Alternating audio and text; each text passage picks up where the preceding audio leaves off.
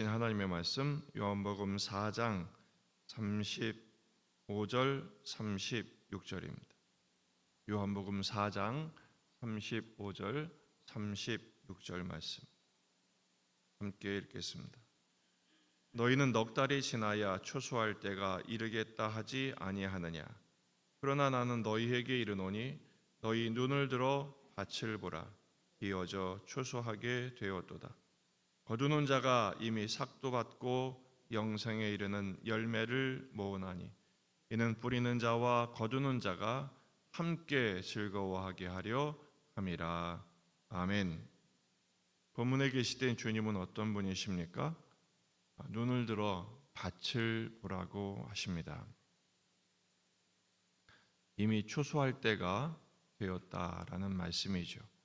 우물가에서 사마리아 여자와 예수님의 대화가 이어지고 여자는 메시아이신 예수님을 만나서 동네에 가서 와서 보라 복음을 전하는 자가 되었습니다. 제자들은 여전히 육의 양식에 붙들려 저녁 식사를 대접하는 것에만 몰두했죠. 하지만 예수님은 하나님의 뜻을 이루는 것이 당신의 양식임을 선포하십니다.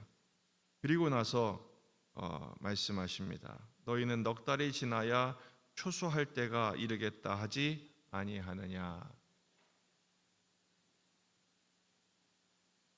유대인들은 서둘 필요가 없다라는 의미로 이런 말을 자주 쓰기도 합니다. 아직 추수할 때가 멀었다 이렇게 말하는 거죠. 하지만 주님은 말씀하십니다. 너희 눈을 들어 밭을 보라. 희어져 추수하게 되었다. 파종 때가 곧 추수 때라는 말씀은 농사를 잘 모르는 목수의 무지한 말인가? 그렇지 않다는 것이죠. 현실 농사보다도 중요한 것은 바로 하나님 나라의 일을 지금 설명하고 있는 것입니다. 하나님 나라의 선교에 대하여 비유하고 계신 것이죠. 임박한 종말, 이미 지금 때가 되지 않았느냐라는 것이죠.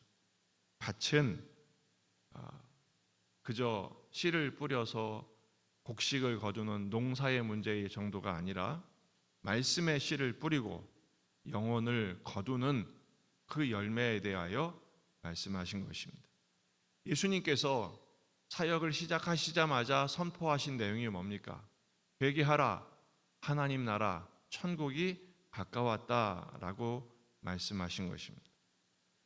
4장에서 때에 대한 이야기를 많이 하십니다. 23절에서 아버지께 참되게 예배하는 자들은 영과 진리로 예배할 때가 오는데 지금이 곧 그때다 이렇게 말씀하시죠.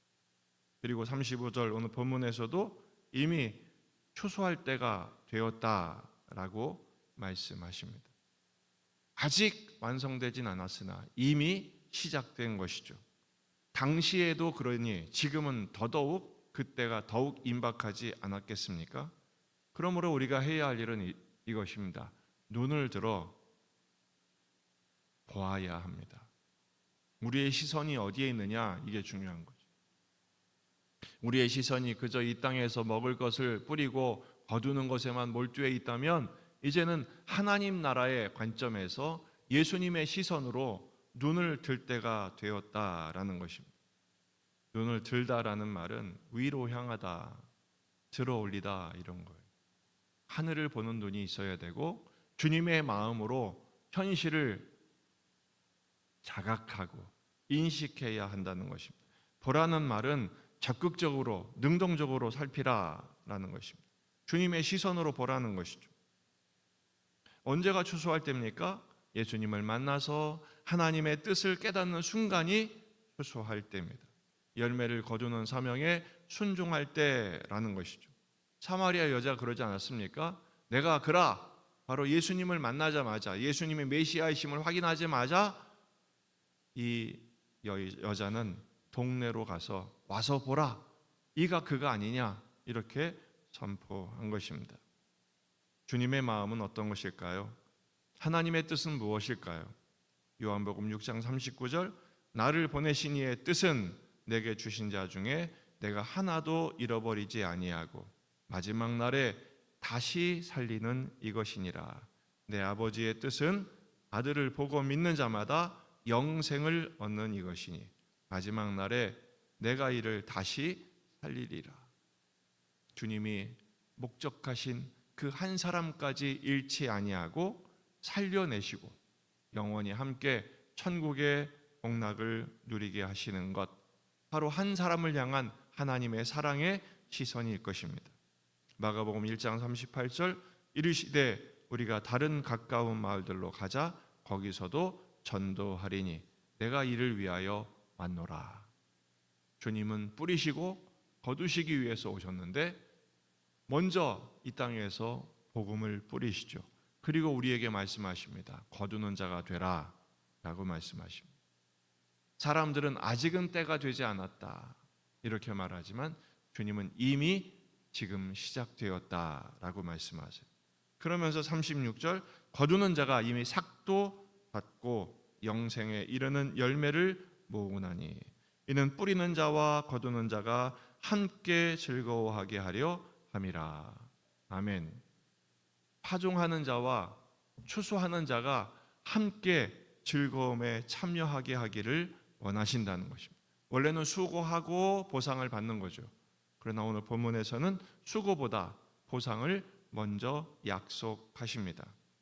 왜냐하면 뿌리는 자는 주님이신데 거두는 우리와 함께 그 복락에 참여하기를 원하시는 것이 하나님의 뜻이기 때문에 그렇습니다.